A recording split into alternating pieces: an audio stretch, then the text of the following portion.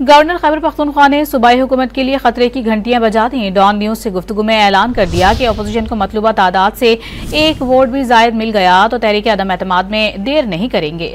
دوسری جانب وزیر اعظم کے مشیر رانا ثناء اللہ نے اور لیگی سینیٹر عرفان صدیقی نے تحریک عدم اعتماد سے متعلق 6 مگویاں مسترد کر دیں۔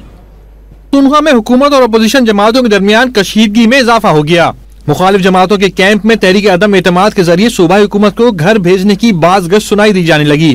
گورنر خیبر پختونخوا نے حکومت کا تختہ الٹنے کا عندیہ دے دیا۔ ڈان نیوز سے گفتگو میں اشارہ دیا کہ نمبر گیم پورے ہوئے تو اپوزیشن حکومت بنانے میں 1 منٹ دیر نہیں کرے گی۔ اپوزیشن کے پاس ایک ممبر بھی اگر زیادہ جائے تو اس کو جمہوری حق ہے کہ وہ عدم اعتماد سے اٹھا سکتے ہیں۔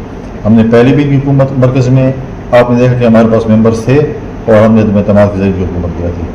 اگر خیبر پختونخوا میں اپوزیشن کے ساتھ جس ممبران پورے ہوئے اور عدم اعتماد کی صورت بنی تو میں سمجھتا ہوں کہ اپوزیشن 1 منٹ بھی انتظار نہیں کرے گی۔ دوسری جانب لیگی سینیٹر عرفان صدیقی نے واضح طور پر موقف دیا ہے کہ کسی بھی مرحلے پر خیبر پختونخوا حکومت کے خلاف تحریک عدم اعتماد کی کوئی تجویز سامنے نہیں آئی۔ جب عدم اعتماد، پہلی بات تو یہ ہے کہ حکومت کے کوئی پیش نظر نہیں ہے۔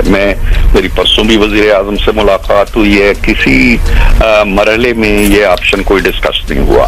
وہ گورنر ہیں ایک صوبے کے، اور گورنر اگر وزیر اعظم سے ملتا ہے، ایون گنڈا پور صاحب اگر آ کے ملتے ہیں، کسی کو کوئی اعتراض نہیں ہونا چاہیے اور نہ یہ اس کو کسی سازش سے عبارت کرنا چاہیے۔ وزیر اعظم کے مشیر رانا ثناء اللہ نے بھی واضح طور پر تردید کر دی کہ خیبر پختونخوا حکومت کے خلاف تحریک عدم اعتماد کی کوئی تجویز زیر غور نہیں ہے اور نہ ہی مولانا فضل الرحمان سے خیبر پختونخوا حکومت گرانے کی کسی نے کوئی بات کی ہے۔